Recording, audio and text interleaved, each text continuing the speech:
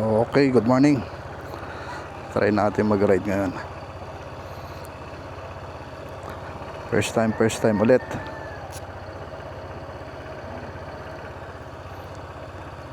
Sana hindi umulan. Medyo maganda na rin ang araw. Ayan o, kita ang ulap.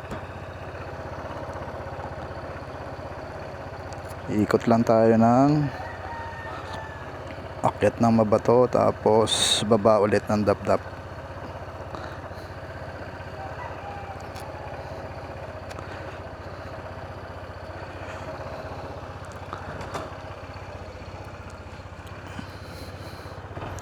Kikiliti ako dito sa balahibo na to Yung dead map may balahibo, nakatapat sa baba ako.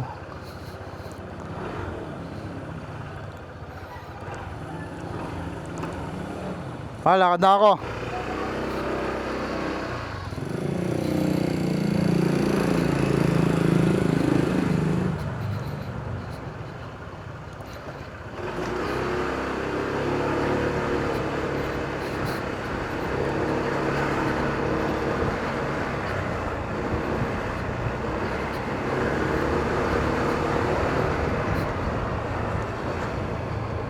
Ow.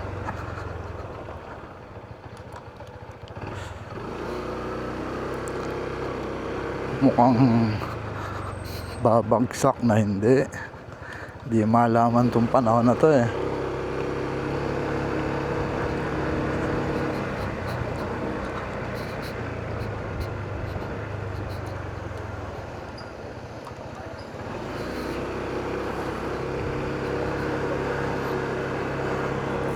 Naiirita ako dito sa balahibo na to Wala akong ibang magpaglagyan itong mic na to. Baka nalala ko, baka mahulog naman sayang, bagya na nakabili.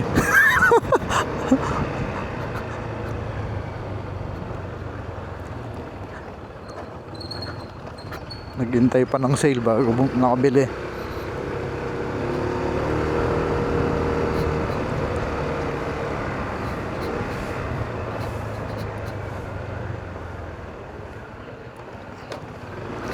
Ganitong panahon masarap magmotor Haligam-gam, hindi masyadong mainit. Ang problema, mas maganda rin yung tama sikat ng araw para makita natin yung magandang ulap.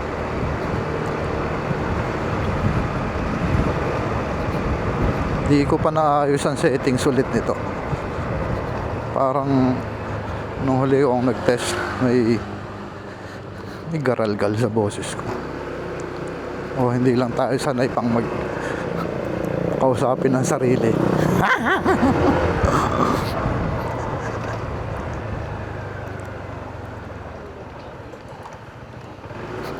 Papanood ko lang to dati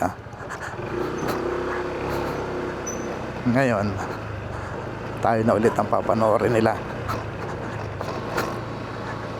Siyempre hindi ako magsasawang panoorin ng sarili ko.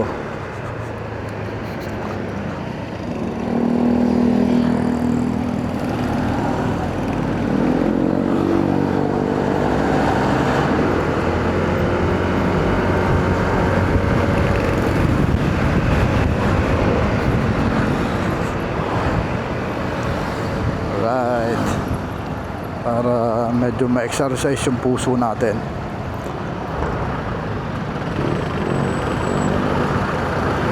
Pakakabahin ng sarili ng konti.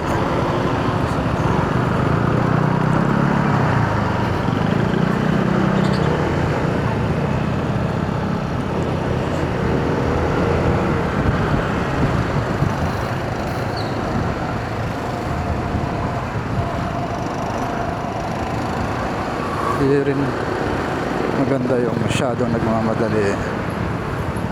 Sakto lang.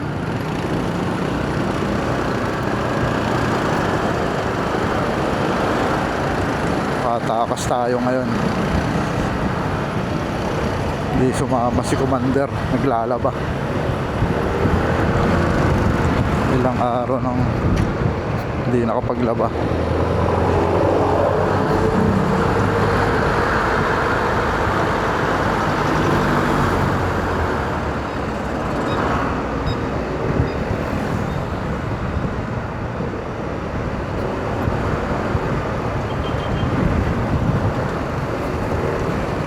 Sarap ding i-dokumento minsan yung mga ginagawa mo sa buhay eh. Oh, nakalimutan ko. Try natin to. Ayan.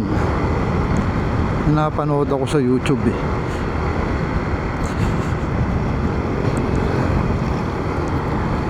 Mas clear ang sounds audio kapag nakababa yung visor. Siguro nga kasi syempre mababawasan yung wind noise.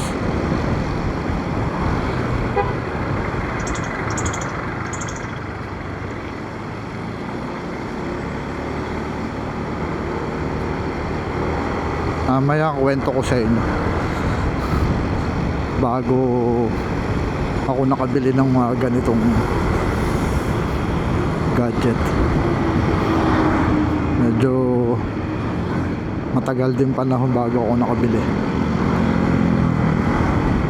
At akala ko dati hindi na matutuloy. Pero ito na nga.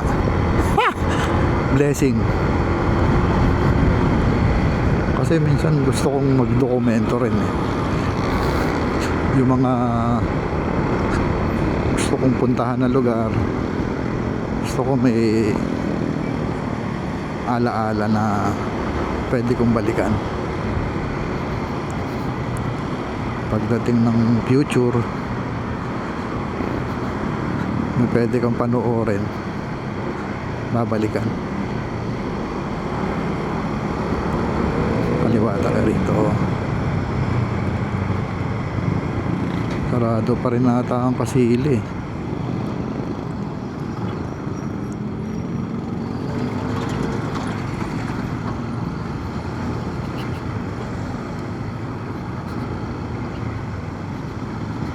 Mukhang hindi na nga babagsak ang ulan na. Ayos yan.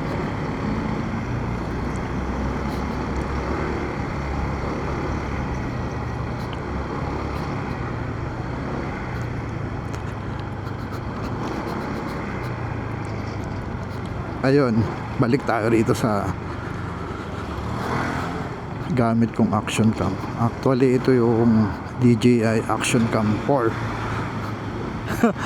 Bakit 4? Kasi yun ang pinakamura eh. Actually Action 6 na ngayon eh. So hindi natin kaya makipagsabayan dun sa mga latest.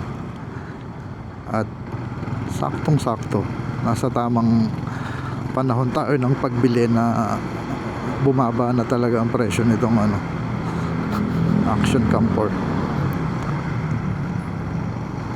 So naghintay tayo ng sale.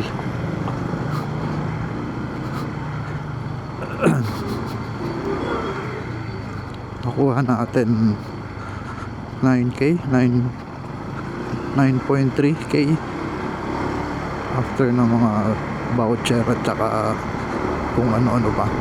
Standard lang to kasi nagdadalawang isip pa rin, sayang din yung pagka adventure combo malaki din yung diferensya eh.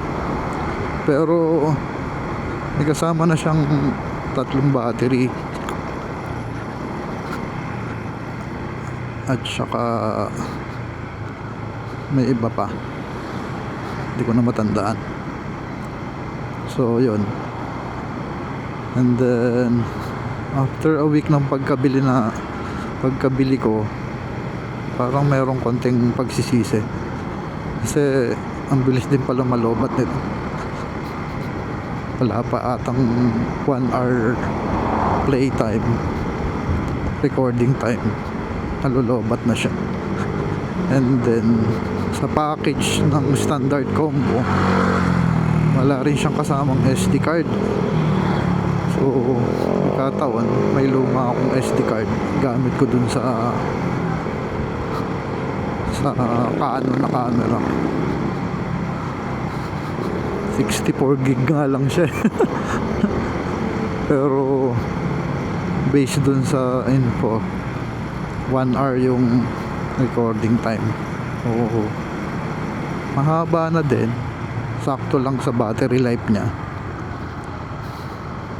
Kaya ayun, medyo nagsisi rin ako, dapat kinuha ko na yung Adventure, at least may extra battery.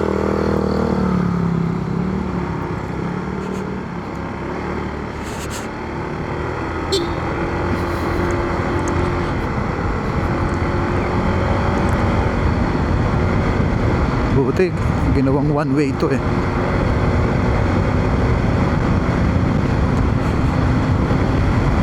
Gusto kaya ang wind noise nito.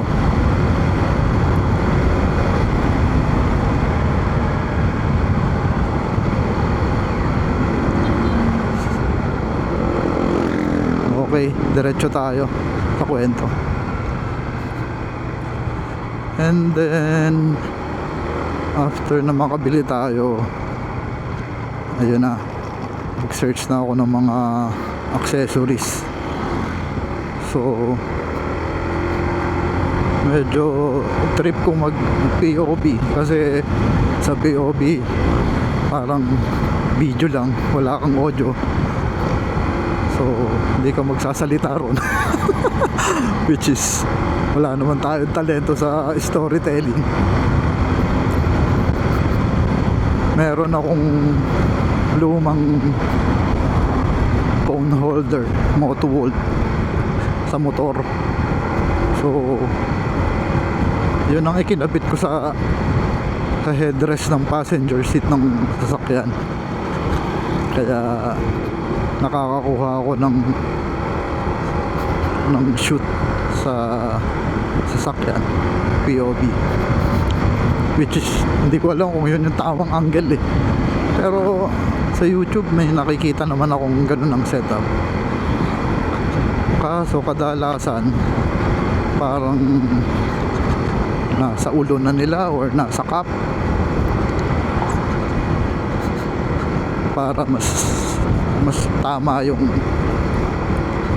angle na nasushoot. Pero tiis muna tayo doon kasi medyo mahal din yung suction cup eh. Parang hindi ko rin trip yung may suction cup eh. Mas gusto ko yung nakikita yung yung dash, yung sa ngayon parang ganun lang gusto ko. So hindi na tayo bumili, pagtagaan natin yung lumang Moto Volt phone holder ko. So itong sumunod na sale, nag-iisip ako kung anong susunod kong accessory na bibilin. Gusto ko sana yung parang invisible stick eh.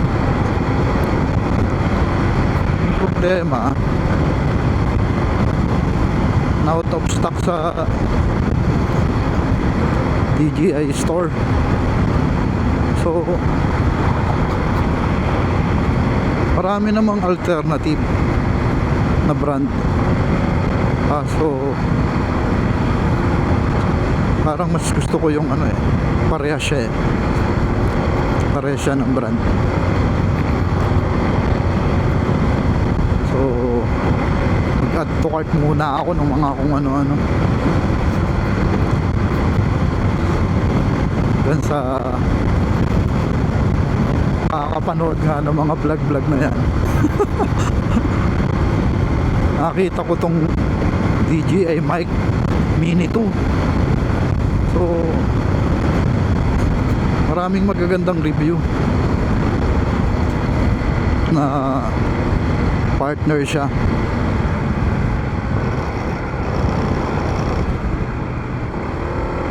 Kasi nung nag-umpisa ako na magka-interes sa ganitong ganitong libangan, nakikita ko yung may mga may wire pang nakasaksak sa action cam. And then napanood ko yung isang video, wireless na siya, itong Mic Mini 2.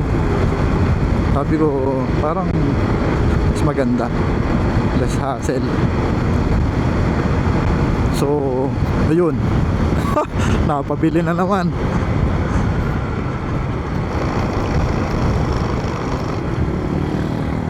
Nakuha ko siya.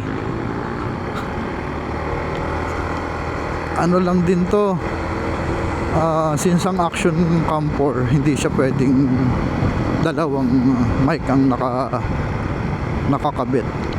Pero may option naman, wirelessly connected. May option, yung isa wired nga lang. Pero kasi sa Action 6 pwede na siyang nakakonect ang dalawa. Pero hindi naman natin kailangan yun sa ngayon. Sana in the future. So ayun nga, kinuha ko lang isang mic. And then pagdating nung item, excited tayo buksan. Pagtingin ko, yung charger pala nitong Mic Mini 2 is detachable doon sa mismong mic. Hindi yung inakala ko ang charger doon mismo isasaksak sa mic. So ang problema ako, paano ko i-charge to, kasi type C to type C yung charger nya. Buti na lang nag-research tayo. Ayun, pwede namang option gamitin yung typical na charger, then USB na lang, USB to type C na adapter. So yun, Gabin ata yung brand na nabili ko, 69 pesos. So nakatipid na naman. Tipid na naman tayo ng konti ron. Actually marami namang dito sa Action Cam 4, maraming magandang review kaya hindi na rin ako nagdalawang isip sa presyo nya. Ayos ng pang beginner, since ito ang ating first action cam, at parang hindi lang ito ang magiging action cam ko.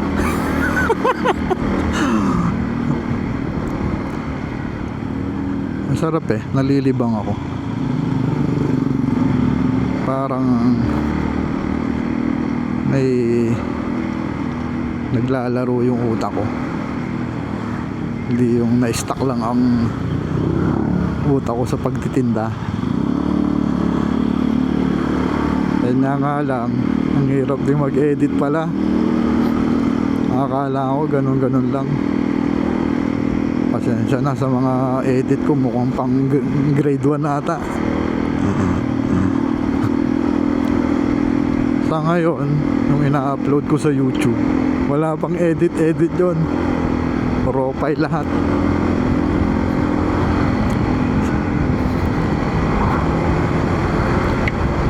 Uy, ano yun?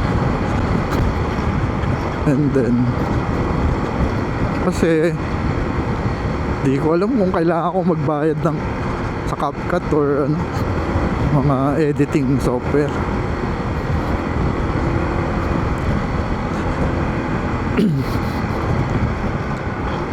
Sa YouTube pala limitado,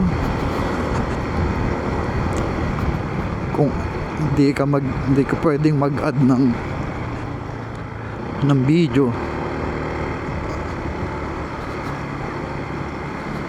Although may trim and cut naman,